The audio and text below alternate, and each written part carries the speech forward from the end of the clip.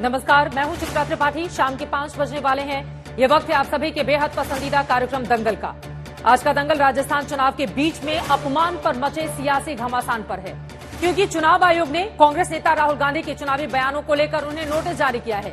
राहुल गांधी को 25 नवंबर की शाम 6 बजे तक अपना जवाब देना है। कांग्रेस अध्यक्ष मल्लिकार्जुन खड़गे ने कहा है कि नोटिस का जवाब दे दिया जाएगा। बीजेपी ने चुनाव आयोग में शिकायत की थी कि राहुल गांधी ने 21 नवंबर को राजस्थान के बाड़मेर, जालौर, उदयपुर की रैलियों में प्रधानमंत्री को लेकर अपमानजनक और तथ्यविहीन बयान देकर भ्रम फैलाने का काम किया। दरअसल राहुल गांधी के 3 बयानों को लेकर चुनाव आयोग ने संज्ञान लिया है। एक बयान पनौती वाला था, दूसरा जेब कतरा और तीसरा 14 लाख करोड़ की कर्ज माफी को लेकर दिया गया था। बीजेपी ने शिकायत की है कि राहुल गांधी का बयान पीएम पद की प्रतिष्ठा को क्षति पहुंचाने और नरेंद्र मोदी को अपमानित करने की मंशा से दिया गया है।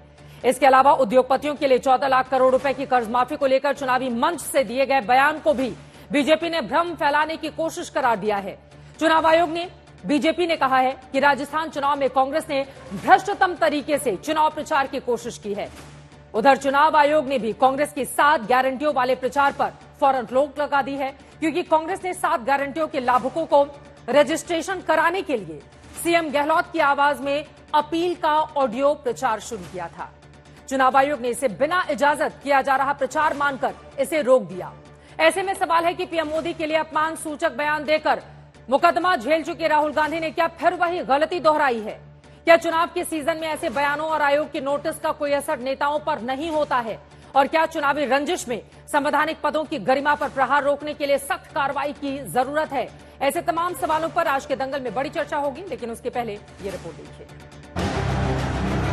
कांग्रेस पार्टी, एक रात बाकी है, कल राजस्थान का इम्तिहान है, लेकिन उससे पहले चुनावी बयान में पीएम के अपमान और पीएम पद की गरिमा को नुकसान के खिलाफ चुनाव आयोग तक घमासान मचा हुआ है। चुनाव आयोग ने राहुल गांधी को नोटिस जारी करके जवाब मांगा है कि बाड़मेर से लेकर जालौर और उदयपुर तक घूम घूम कर जो चुनावी बयान दिए हैं वो आपत्तिजनक बताए जा रहे हैं। भेजने दो, उसका उत्तर देंगे हम, उसमें कोई दिक्कत नहीं है।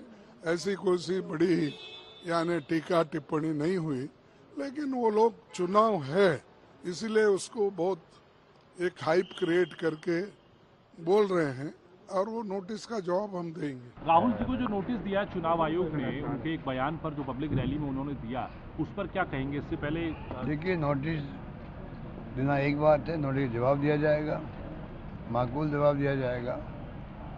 क्या बोले हैं हमारे केंद्रीय नेता लोग, क्या क्या नहीं बोले हैं। जो 5 मुख्यमंत्री आए हैं, बाकी नेता भी आए हैं, तो सबको मालूम है कि क्या बोल के गए यहाँ पर। इसलिए नोटिस तो कोई दे सकते हैं, नोटिस जवाब दिया जाएगा। कांग्रेस बेफिक्र है, ऐसे कितने ही नोटिसों के जवाब दे चुकी है, लेकिन इस बार बीजेपी ने सिर्फ नरेंद्र मोदी के अपमान नहीं बल्कि पीएम पद की गरिमा को नुकसान पहुंचाने का भी आरोप लगाया है। बीजेपी ने आरोप लगाया है कि राहुल गांधी ने पीएम के खिलाफ अपमानजनक शब्दों का इस्तेमाल किया ही है।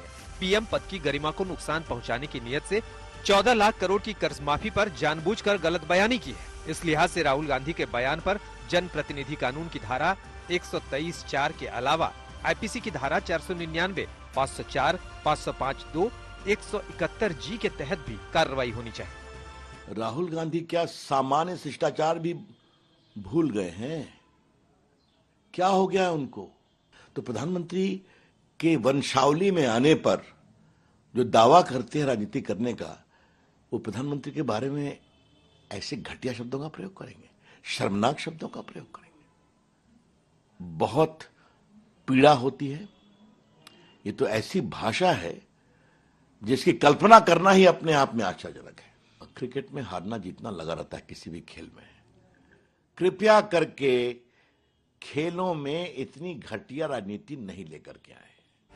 कांग्रेस की सफाई है कि चुनावी सियासत में निजी और हल्के बयानों का सिलसिला बीजेपी की ओर से भी जारी रहा है और इसी बार के मध्य प्रदेश चुनाव में पीएम मोदी ने भी बैतूल की रैली में मूर्खों का सरदार वाला बयान भी दिया था। कांग्रेस उस बयान को लेकर सवाल उठा रही है।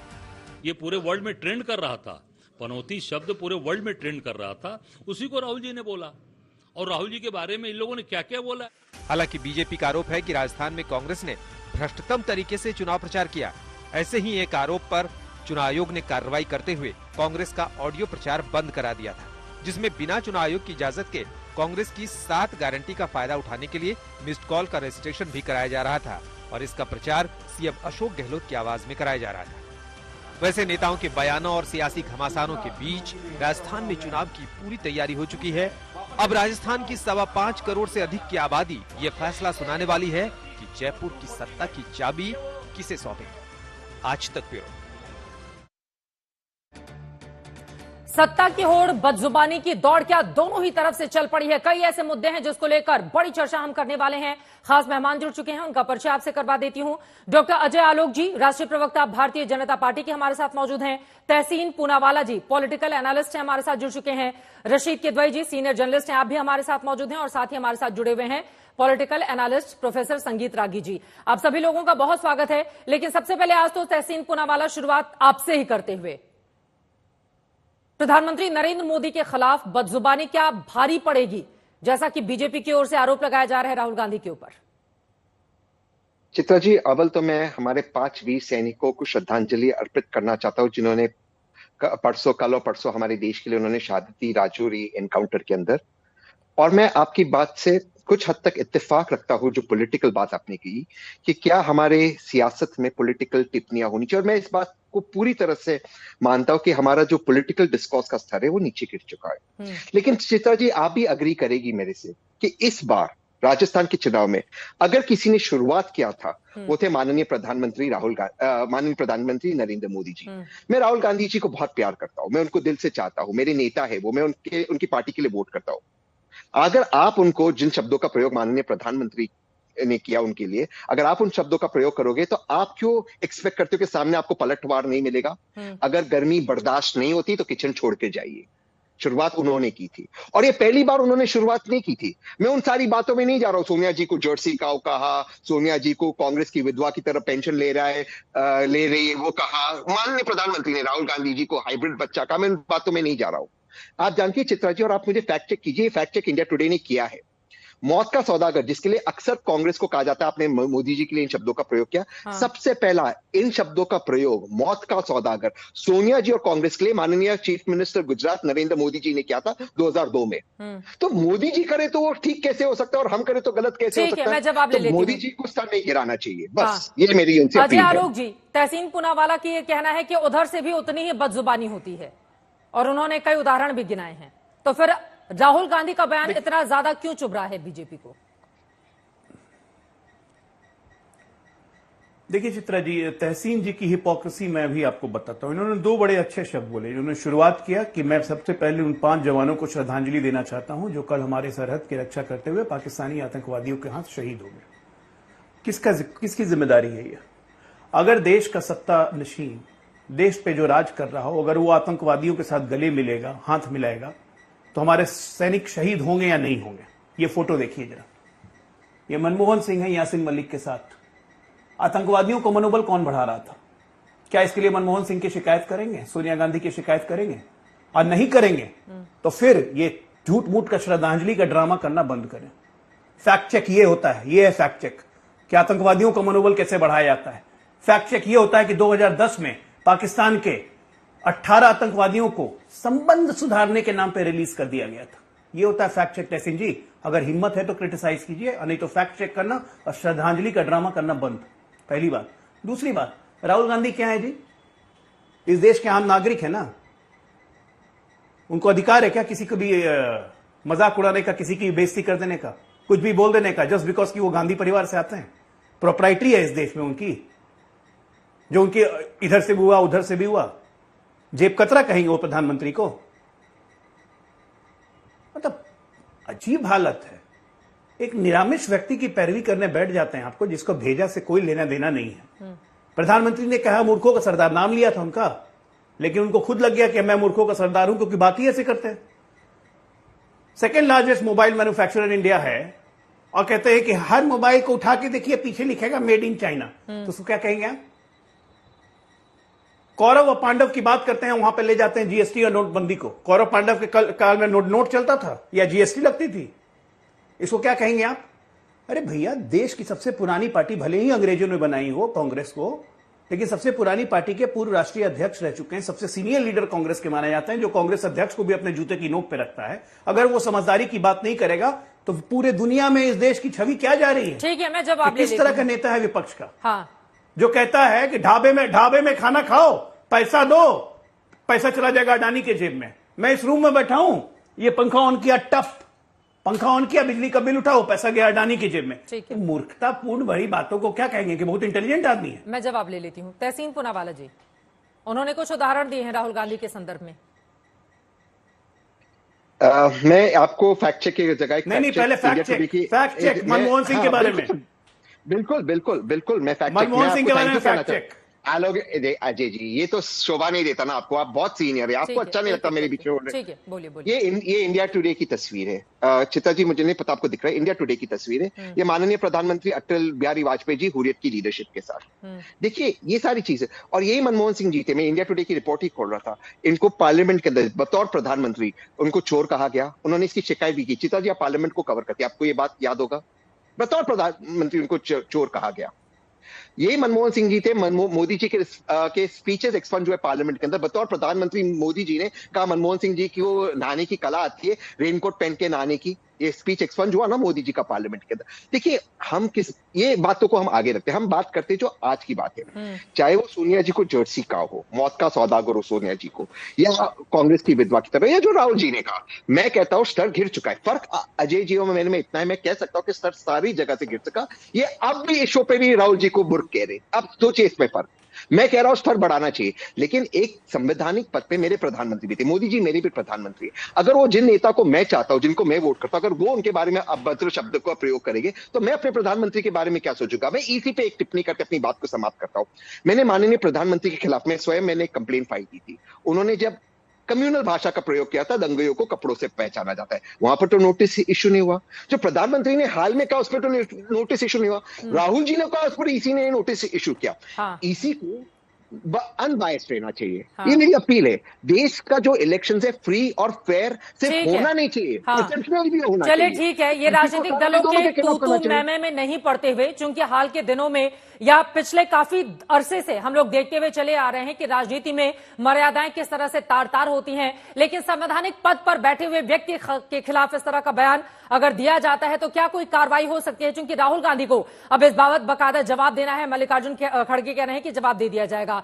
सीधे रशीद किदवई जी, आपके पास आते हुए, इलेक्शन कमीशन की ओर से नोटिस तो जारी कर दिया गया। अजय आलोक जी हाथ उठा रहे, मैं आऊंगी, बाकी दोनों लोगों की भी टिप्पणी ले लेती हूं।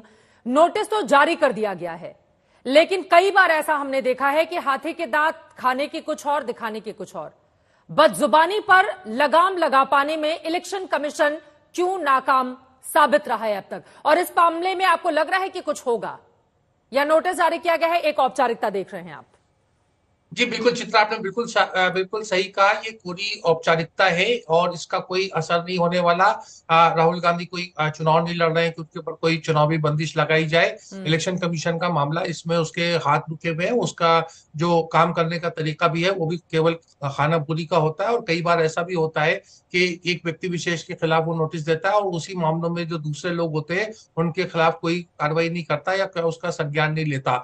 बात चित्रा सबसे बड़ी एक राजनीतिक शिष्टाचार की है, सभ्यता की है, और उसका हमें बिल्कुल साफ अभाव नजर आता है। मर्यादा देखिए, जो पूरा एक सिस्टम है, ये पार्लियामेंट्री संसदीय प्रणाली जो हमारे देश में है, उसमें मर्यादा का बहुत स्थान है। हर चीज को आप कानूनी दांवपेच के कानूनी दृष्टिकोण से नहीं देख सकते। और मुझे लगता है कि राहुल गांधी को भी इन सब चीजों से बचना चाहिए। कटु शब्द, कड़वे शब्द और मखौल उड़ाना जनता को पसंद नहीं आता। और मैच के संदर्भ में मखौल उड़ाना, मतलब उन्होंने उदाहरण भी ऐसा दिया जिस पर कौन उनसे इत्तेफाक रखेगा? मतलब सोशल मीडिया पर हमने पढ़ लिया कि ऐसी चीजें हो रही हैं, तो फिर हम आगे चुनावी भाषा में उसको इस्तेमाल करने के लिए।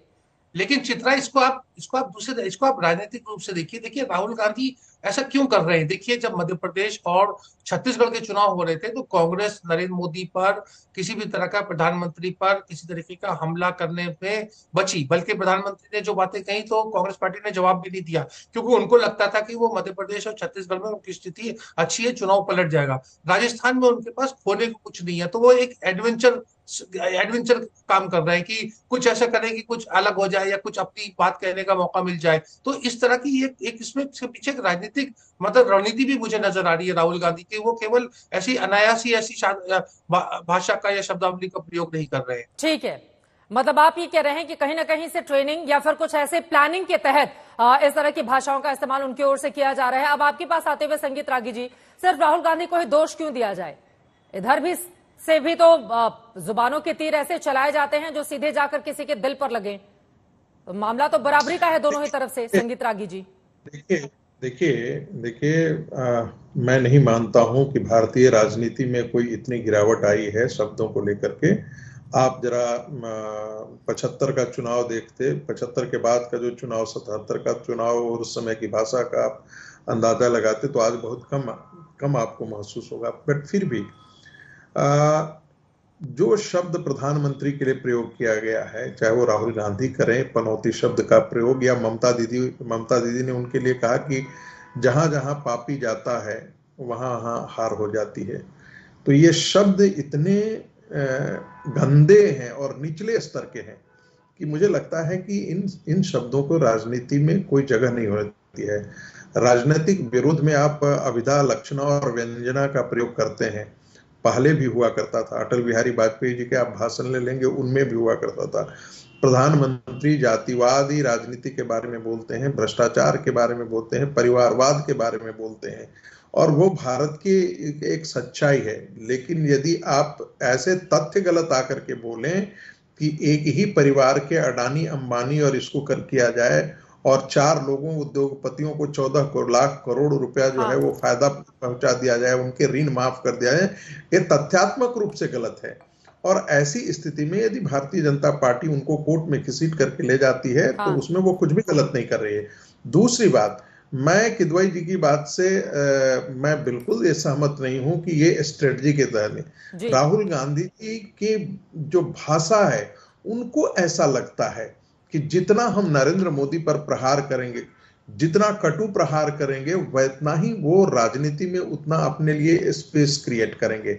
आप अंदाजा लगा लीजिए कि कोई भी कांग्रेस पार्टी के अंदर से राहुल गांधी और उनके प्रवक्ताओं को छोड़ दीजिए तो कोई भी इस प्रकार की भाषा का प्रयोग प्रधानमंत्री के लिए मुझे नहीं लगता है कि करता हो। अरे गहरे नेताओं की आप बात छोड़ दीजिए। राहुल गांधी बड़े नेता हैं, वो चेहरा है कांग्रेस पार्टी का, और चौकीदार चोर है वाला नारा भी लगाया था 2019 में। ऐसा तो है नहीं कि पहली बार उन्होंने इस तरह के शब्दों का इस्तेमाल किया हो। मैंने कहा ना कि वो राहुल गांधी की ये राजनीतिक भाषा का अभिन्न अंग बन गया है। उनको लगता है कि हम कोई बड़े विजन के सहारे अपने आप को नेता नहीं खड़ा कर पाएंगे। हमारा पीआर एजेंसी ने इतना दिन तक काम किया है, बट फिर भी हम बड़े तौर पर स्थापित नहीं हो पाए हैं। हम नरेंद्र मोदी को गाली देकर के, और वो कहते भी हैं कि कोई माइकालाल हमारे अनुसार हमसे आकर के टक्कर ले ले, हम क्या हमारी बराबरी कर दो, जो प्रधानमंत्री को इस प्रकार की भाषा में उनको जवाब देते हैं। और बुद्धिजीवियों में भी कई ऐसे मिल जाएंगे, हमको कई पत्रकार ऐसे मिलते हैं।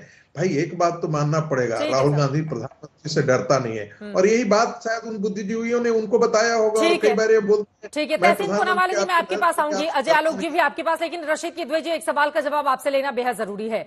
जो नोटिस जारी किया गया है चुनाव आयोग की ओर से, उसमें उद्योगपतियों को लेकर जो बयान दिया गया था राहुल गांधी ने कि 14 लाख करोड़ का कर्ज माफी किया है, और आज अखबारों में अडानी ग्रुप की ओर से बड़े बड़े ऐड दिए गए हैं जिसमें मुंद्रा पोर्ट को बताया गया है कि 25 साल पहले आप देखिए कैसे बंजर जमीन मुझे मिली थी और आज हमने किस तरह का बड़ा परिवर्तन वहां पर कर दिया है। यानी ये बताने की कोशिश कि 25 साल पहले जो जमीन, उस समय तो नरेंद्र मोदी थे नहीं, उस समय जो जमीन उनको दी गई थी उसके बाद क्या डेवलपमेंट का काम उनकी ओर से किया गया है। तो इन दोनों का किसी तरह का कनेक्शन देख रहे हैं क्या आप?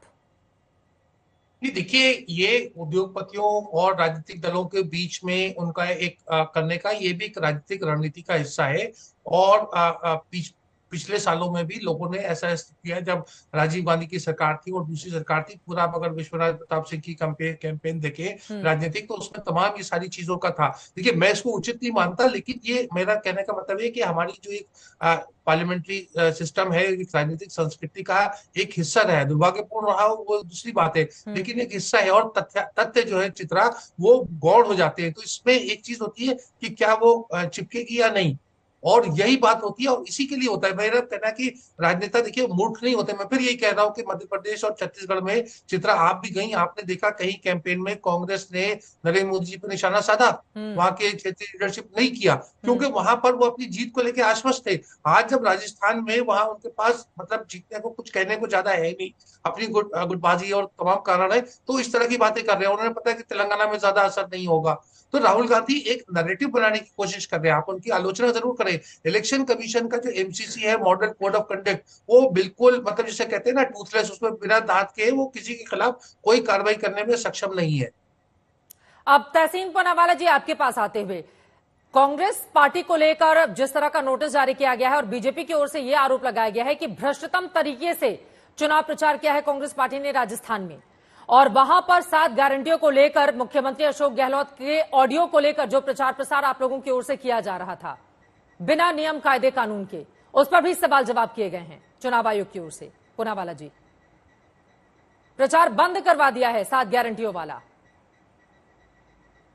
मैं इलेक्शन कमीशन क्योंकि एक संवैधानिक संगठन है, उस पर ज्यादा टिप्पणी नहीं करना चाहता हूं।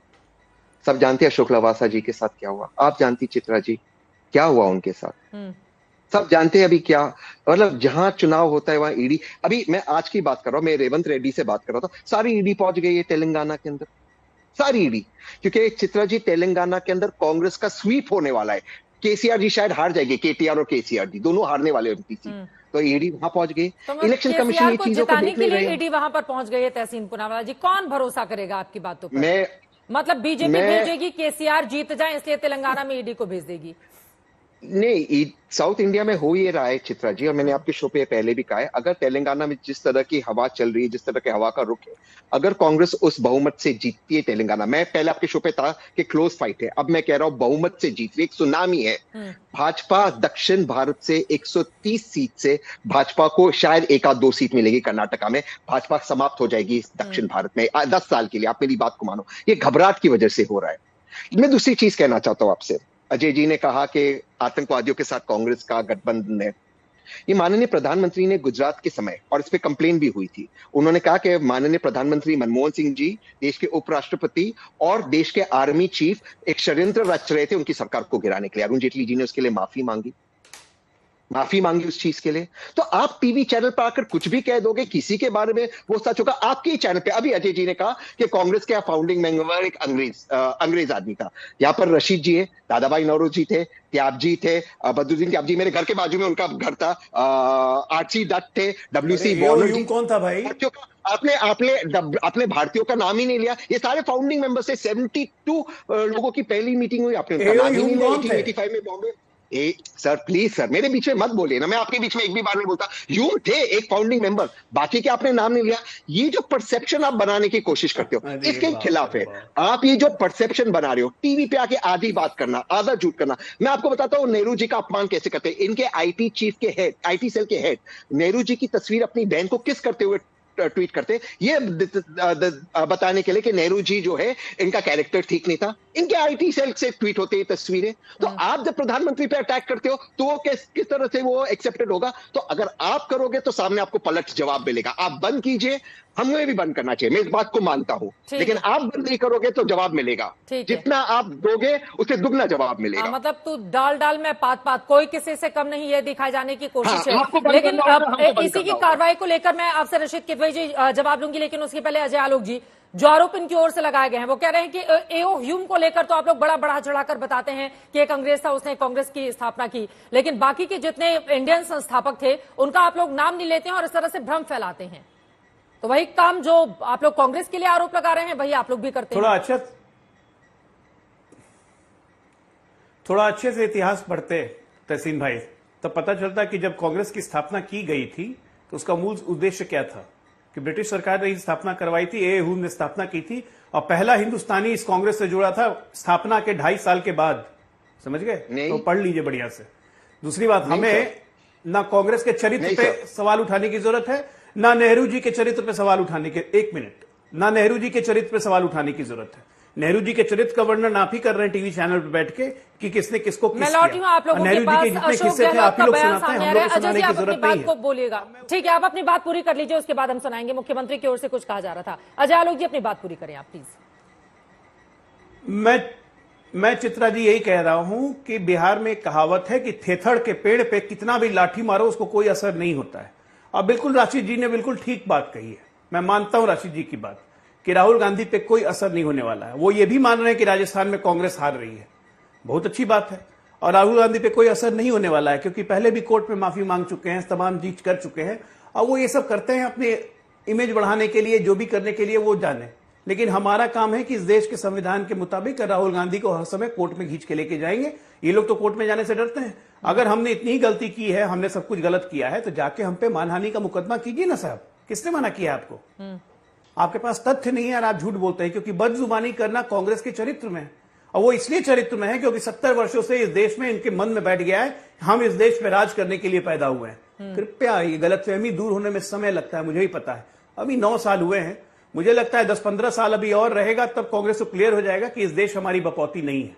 क्योंकि आने वाले 25-30 साल कांग्रेस यहां पे आने वाली नहीं है। जब तक ये दोनों महाशय रहेंगे, भैया और बहना, तब तक कांग्रेस के यहां कुछ नहीं होने वाला है। कांग्रेस को म्यूटिनी की जरूरत है ताकि इन लोग दोनों से पिंड छुड़ाएं, तभी कांग्रेस का कुछ भविष्य भला होगा।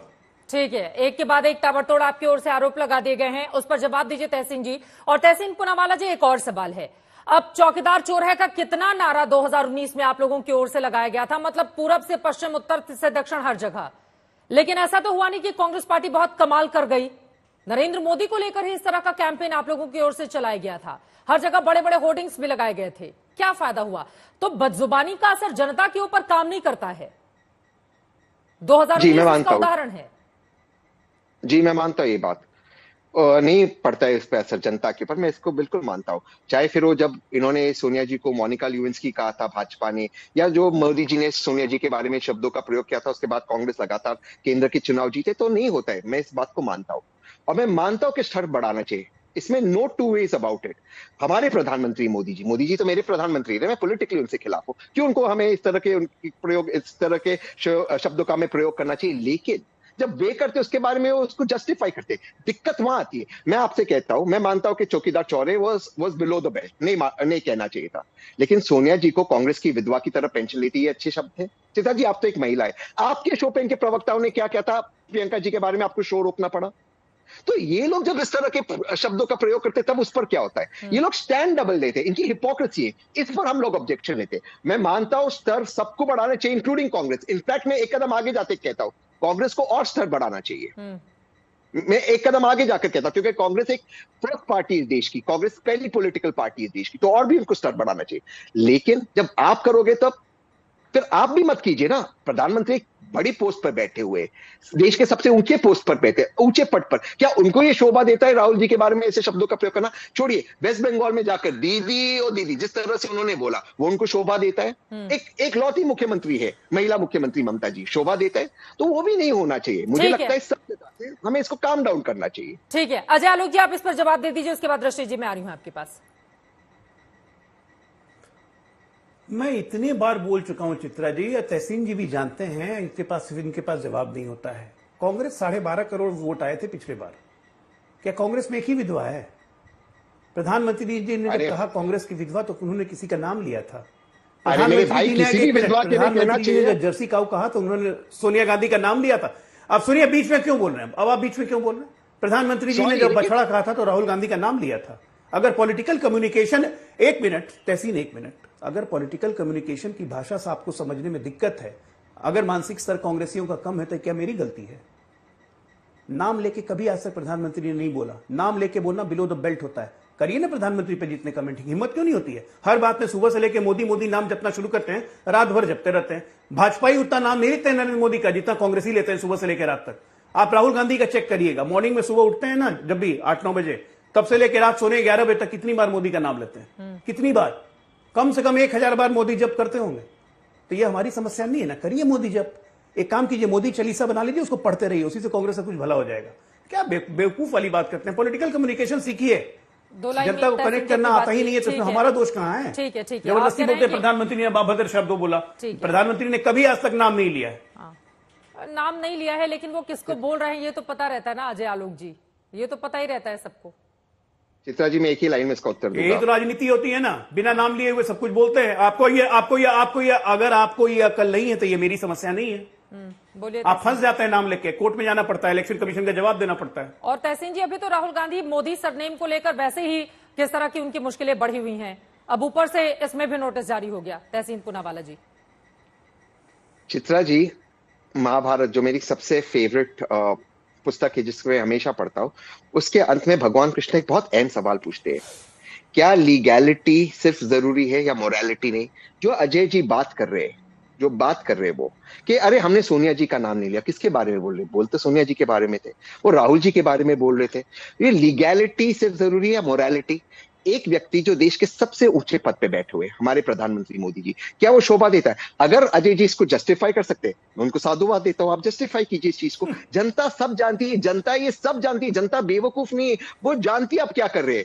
इसलिए आप जो इस वक्त मुश्किल में, आप जानते हो आप तेलंगाना में वाइप आउट हो रहे हो, आप जानते हो आप साउथ इंडिया से वाइप आउट हो रहे हो, इसलिए आपकी ये आपका डेस्परेशन दिख रहा है। मुझे बताइए प्रधानमंत्री जी को क्या जरूरत थी अब शब्दों का शुरुआत करनी राजस्थान में? राहुल जी ने तो नहीं किया था शब्दों, इस बार तो प्रधानमंत्री जी ने शुरुआत की, क्यों किया आपने? नहीं करते आप। अरे अब ये अगर ढूंढने चले जाएंगे कि किसने कहां पर अब शब्दों की शुरुआत की थी तो बहुत लंबा वक्त लग जाएगा इसके लिए, क्योंकि दोनों ही तरफ से ऐसा नहीं है कि पलड़ा कम से कम इस मामले में किसी का हल्का नजर आता है। लेकिन रशीद किदवई जी, अब इससे आगे बढ़ते हुए, चूंकि 2019 का इलेक्शन हम सबके सामने है, राफेल के घोटाले का किस तरह से आरोप लगाया गया और उसके बाद और भी तमाम मुद्दों पर चौकीदार चोर है, कई और मुद्दे पर जबरदस्त तरीके से घेरने की कोशिश की गई, लेकिन कांग्रेस पार्टी का वो काम नहीं आया। दूसरी तरफ यकीनन बीजेपी की भी बड़े नेताओं की ओर से कुछ ऐसे शब्दों का इस्तेमाल किया जाता है जिसको लेकर विवाद पैदा होते हैं। लेकिन बड़ा सवाल यह है, आखिरकार परफॉर्मेंस ही काम करती है। आपका परफॉर्मेंस अच्छा रहेगा, जनता उसी आधार पर वोट देगी। नरेंद्र मोदी ने करके दिखाया 2014 से 19 तक, 2019 में इस वजह से उनको ज्यादा बड़ा मैंडेट मिला। और वैसे ही राजस्थान में आपने अगर बीते 5 सालों में अच्छा कामकाज किया है, अशोक गहलोत के हालांकि 7 गारंटियों को लेकर अब रोक लग गया, तो उसके आधार पर वोट मांगे तो क्या उसका ज्यादा असर नहीं होता, बजाय इसके कि पब्लिक में हम किसी व्यक्ति का मजाक उड़ाने के लिए या फिर तालियां बजवाने के लिए अपशब्दों का इस्तेमाल करें। रशीद किदवई जी। जी चित्रा, देखिए ये होड़ बिल्कुल बेमानी है, जो बदजुबानी अपशब्द कहने की बात है, लोकतांत्रिक भी है, क्योंकि देखिए लोकतंत्र में तो विभिन्न विचारधाराओं का स्थान है। किसी की वाम दल की सोच है, किसी की दक्षिणपंथी सोच है, किसी की समाजवादी सोच है, अलग अलग है। और अगर हम इन सोच को मतलब एक्सेप्ट नहीं करते हैं तो आप लोकतंत्र में नहीं है, क्योंकि लोकतंत्र में केवल एक सोच, एक धारणा नहीं चल सकती है। देखिए ये जो बात अभी हमारे मित्र अजय आलोक जी बता रहे थे कि प्रधानमंत्री का ऐसा कहने का मकसद नहीं था, उन्होंने किसी का नाम नहीं लिया, मुझे वो उस टाइम वो राहत इंदौरी का एक वो याद आ गया चित्रा, जो मैं आपके संज्ञान में लाना चाहूंगा। उन्होंने इमरजेंसी के हवाले में कहा था कि एक बार उन्होंने किसी मुशायरे में कह दिया कि प्रधानमंत्री के बारे में कह दिया कि बेईमान है। अगले दिन इंदिरा गांधी का जमाना तक पुलिस आ गई, पुलिस से उन्होंने कहा साहब मैंने तो प्रधानमंत्री का नाम नहीं लिया कि इंग्लैंड का है कि फ्रांस का है कि कहाँ का है। तो पुलिस वाले ने क्या जवाब दिया? पुलिस वाले ने कहा क्या आप जानते नहीं कि क्या आप समझते हो, इतना बेवकूफ समझते हो, आप जानते नहीं कि आप किसकी बात कर रहे हैं। तो ये बात है, जनता देखिए जानती है, मतभेद होना बिल्कुल राजनीति में जरूरी है और वो बहुत ही ज्यादा व्यवहारिक भी है। लेकिन जिस तरह की कटुता आई है ये बहुत दुर्भाग्यपूर्ण है और इस कटुता पे कोई अंकुश लगाना चाहिए। राजनीतिक दलों को, राजनेताओं को खुद पहल करनी चाहिए, क्योंकि ये इस तरीके से काम नहीं चलेगा। देखिए हर चीज में आप कानूनी दृष्टिकोण से इन चीजों को नहीं दे सकते और इलेक्शन कमीशन के ऊपर ब्लेम नहीं कर सकते। आपने 100% बात सही की, परफॉर्मेंस जो होता है वही डिसाइड करेगा कि कहाँ किसकी क्या राजनीतिक मतलब उस सरकार ने क्या काम किया है, नहीं किया है, उसके ऊपर जनता मत देगी। आपने चित्रा ग्राउंड रिपोर्ट पे भी यही भाव देखा होगा। बिल्कुल सही आपने कहा। राहत इंदौरी का आपने जिक्र किया, साहित्य आज तक का हमारा कार्यक्रम चल रहा है और मुझे मजरूर सुल्तानपुरी की भी वो बातें 1949 में याद आ गई, जब मुंबई में मजदूरों के एक कार्यक्रम में शामिल होने के लिए वो पहुंचते हैं और वहां पर तत्कालीन उस समय के प्रधानमंत्री को लेकर उनकी ओर से कुछ कविता पढ़ दी जाती है, जिसके बाद 2 साल की जेल हो जाती है। बीजेपी की ओर से आरोप बार बार कांग्रेस पार्टी पर इसको लेकर लगाए जाते हैं और घेरा जाता है, लेकिन संगीत रागी जी अल्टीमेटली तो परफॉर्मेंस ही ये तय करेगा कि किंग कौन बनेगा मुख्यमंत्री या फिर प्रधानमंत्री। तो दोनों ही तरफ से इस कटुता को क्या कम किए जाने की जरूरत नहीं है, या इस पूरे मामले में एक उंगली आप सामने वाले पर उठाते हैं, 3 आपके ऊपर खुद इशारा करती हैं। देखिए कटुता तो बिल्कुल ही राजनीति में नहीं होना चाहिए, मतभेद ठीक है, लेकिन मैं मानता हूं कि इस कटुता का और ये प्रकार के शत्रुता का व्यवहार जो राजनीति में आया है वो राजनीति में श्रीमती सोनिया गांधी जी के सत्ता शीर्ष पर आने के बाद ही हुआ है। दूसरी बात, ये डिपेंड करता है आप पर हम कितना गाली दें, आप पर वो गाली चढ़ती है या नहीं चढ़ती है। नरेंद्र मोदी के खिलाफ वो जितना भी बोलते हैं राहुल गांधी, वो उन पर क्या जनता उसे एक्सेप्ट नहीं करती है, उल्टे उनके खिलाफ प्रतिक्रिया दे देती है, और ये प्रतिक्रिया जो है वो वोटों के रूप में भी देती है। देखिए, राहुल गांधी देश के नेता नहीं है, राहुल गांधी जनता के नेता नहीं है, राहुल गांधी कांग्रेस पार्टी के नेता है। और अंतर यह है कि नरेंद्र मोदी देश के नेता हैं और जनता के नेता हैं, तो दोनों के बीच में इस फर्क को समझना पड़ेगा। राहुल गांधी को जनता ने नेता नहीं बनाया है, राहुल गांधी को कांग्रेस पार्टी ने नेता बनाया है, और वो जमीन की लड़ाई लड़कर के वहां पर नेता नहीं पहुंचे हैं, वो ऊपर से गिरे हुए नेता हैं, ऊपर से स्थापित नेता हैं, जिनको 22 इलेक्शन हारने के बावजूद भी अभी भी उनकी पीआर एजेंसी उनको चमकाने में लगी हुई है। नरेंद्र मोदी के कर्नाटक और हिमाचल में जीत भी तो मिली है संगीत रागी जी, और 2018 में तो तीनों ही राज्यों में कांग्रेस पार्टी ने जीती थी ना, राजस्थान, मध्य प्रदेश, छत्तीसगढ़। फिर बता दूं, कांग्रेस पार्टी राहुल गांधी के कारण नहीं जीतती है, एक भी व्यक्ति नहीं कह सकता, लेकिन राहुल गांधी जहां नहीं जीत जाते हैं, कांग्रेस पार्टी बेहतर परफॉर्मेंस कर देती है। लेकिन ये बात नरेंद्र मोदी पर लागू नहीं होती है, और ये कांग्रेस के लोग भी जानते हैं। टेलीविजन कैमरे पर उसे स्वीकार नहीं करेंगे, ये और बात है, राजनीति में स्वीकार करना भी नहीं चाहिए, लेकिन सच्चाई यही है कि राहुल गांधी कांग्रेस के नेता हैं। ठीक है, अब संगीत रागी जी पलट कर फिर आप लोगों से सवाल पूछा जाएगा ना, तहसीन जी आ रही मैं, आप उनको देश का नेता मानने को तैयार नहीं है, आप उनको सीरियसली लेने को तैयार नहीं है, लेकिन राहुल गांधी अगर कोई बयान दे देंगे तो फिर उस पर रिएक्शन की भरमार हो जाएगी, फिर चुनाव आयोग का दरवाजा खटखटाने के लिए आप लोग पहुंच जाएंगे। संगीत रागी जी, तो पहले खुद डिसाइड कर लीजिए कि आप लोग उनको गंभीरता से लेते हैं नहीं लेते हैं। बिल्कुल आप सही कहे, क्योंकि कांग्रेस, मैं तो कह रहा हूं कि इसीलिए कहा जाता है कि कांग्रेस पार्टी में भारतीय जनता पार्टी के लिए प्रचार करने का सबसे बड़ा जिम्मा जो है वो राहुल गांधी ले लेते हैं। जब भी चुनाव आता है, यदि भारतीय जनता पार्टी को उनको घेरना था तो वाकई इकोनॉमिक आंकड़े पर, परफॉर्मेंस पर वो कई जगह उनको घसीट सकते थे, लेकिन राहुल गांधी चुनते किसको हैं? चौकीदार चोर है। अभी जो गाली गलौज की भाषा है उसको जनता पसंद नहीं करती है और उनको एक्सेप्ट नहीं करती। उनको लगता है कि यंग एंग्री मैन की तरह हम खड़े हो जाएंगे और देश की जनता हमको नायक के रूप में खड़ा ले लेगी। तो ऐसा होता हुआ दिखा नहीं है। मैं इसीलिए कहा कि जनता के वो नायक नहीं बन पाए हैं। मैंने यही इसलिए कहा कि वो जनता के नेता नहीं है, ठीक है, रशीद किदवई जी के द्वारा स्थापित नेता। देखिए, आप हाथ उठा रहे हैं, मैं आ रही हूँ तहसीन जी, उसके बाद अजय जी आ रही हूँ आपके पास। चित्रा, छोटी सी बात ही कहनी थी। देखिए, ऐसी अपशब्द नहीं होने चाहिए, लेकिन ये कहना कि कोई चुनाव हार रहा है या पीछे हट रहा है तो वो नेता नहीं है, मेरे ख्याल से अनुचित बात है। भाजपा का खुद इतिहास देखे, वाजपेयी जी 2 बार चुनाव हारे, इंदिरा गांधी खुद चुनाव हारी, क्या आप कहेंगे वो नेता नहीं है? बात जब हम चौकीदार चोर हमें ये भी याद है कि ये भी कहा गया था गली गली में चोर है, राजीव गांधी चोर है। नहीं, मैंने बिल्कुल ऐसा नहीं कहा है। आप गलत मेरे शब्दों को पकड़ रहे हैं। किसी आप कह रहे हैं कि कांग्रेस पे राहुल गांधी को थोपा गया। अरे कर्नाटक में चुनाव हुआ है, नहीं, मैंने कहा कि राहुल गांधी उतारे हुए नेता हैं। कांग्रेस पार्टी में युवराज के तौर पर आए थे और युवराज को बड़ा बना करके राजा बनाया गया। ये वही बात इंदिरा गांधी के बारे में भी कही जा सकती है, वही बात इंदिरा गांधी के बारे में भी कही जा सकती है, वही बात येदियुरप्पा के बेटे के बारे में भी कही जा सकती है। ये राजनीतिक बात है। देखिए, तथ्यात्मक बात का मैं सिर्फ आपका ध्यान दिला रहा हूँ कि चुनाव में हार जीत चलती रहती है। हारने का ये मतलब नहीं रहता कि वो आदमी नेता नहीं है। ठीक है, तहसीन पूनावाला जी, इसके बाद अजय आलोक जी मैं आऊंगी आपके पास। तहसीन पूनावाला जी, अब एक गुजरात का इलेक्शन बीता था, वहां पर रावण जैसा है, 10 सिर वाला है, क्या हुआ? इस तरह के बयान का नतीजा मल्लिकार्जुन खड़गे ने दिया था, तो इसीलिए क्या तोल कर बोले जाने की जरूरत नहीं है? जरूरत है, दोनों साइड से जरूरत है, खास करते कांग्रेस को, इसलिए क्योंकि मोदी जी और भाजपा अपना जो विक्टिम कार्ड है बहुत अच्छी तरह से खेलती है, बहुत अच्छी तरह से खेलती है। जो शब्द मौत का सौदागर सबसे पहले मोदी जी ने प्रयोग किया, उसी पर विक्टिम कार्ड खेलते भाजपा। तो अनबिलीवेबल है उनका मैनेजमेंट। आपने 4 बार बोला तो बताना जरूरी है। 2007 में गुजरात की पब्लिक रैली में सोनिया जी ने बोला था, ये भी इसको भी जोड़ दीजिए आप साथ में। करेक्ट ना, मैं बोलता हूं, मैंने बोला, लेकिन पहले तो उन्होंने बोला ना, वो तो कभी आता नहीं। तो मैं मानता हूं कि कांग्रेस को थोड़ा सा इन चीजों पे, क्योंकि इसमें एडवांटेज बीजेपी है, एज अ पॉलिटिकल एनालिस्ट मैं पूरी तरह से मानता हूं। लेकिन मैं एक चीज से हैरान हूं आपकी शो पर। संगीत जी एक प्रोफेसर है, एसोसिएट प्रोफेसर है, वे कह रहे हैं कि अगर कांग्रेस जीतती उसमें राहुल गांधी जी का कोई श्रेय नहीं, हारती तो उनकी वजह से हारती है। मतलब ये अजब है। अगर मध्य प्रदेश होगा नहीं चित्रा जी, इम्पॉसिबल है, लेकिन एक मिनट प्लीज सर, अगर मध्य प्रदेश भाजपा जीतती है चित्रा जी, मैं जिस दिन आपके साथ बैठूंगा 3 दिसंबर को, तो श्रेय जाएगा, अगर होगा नहीं तो श्रेय जाएगा मोदी जी को। हारती है तो शिवराज सिंह चौहान की गलती। तो देखिए ये चीजें आप बंद कीजिए। तेलंगाना में, अगर तेलंगाना में आज कांग्रेस की सुनामी, इसकी 3 कारण है।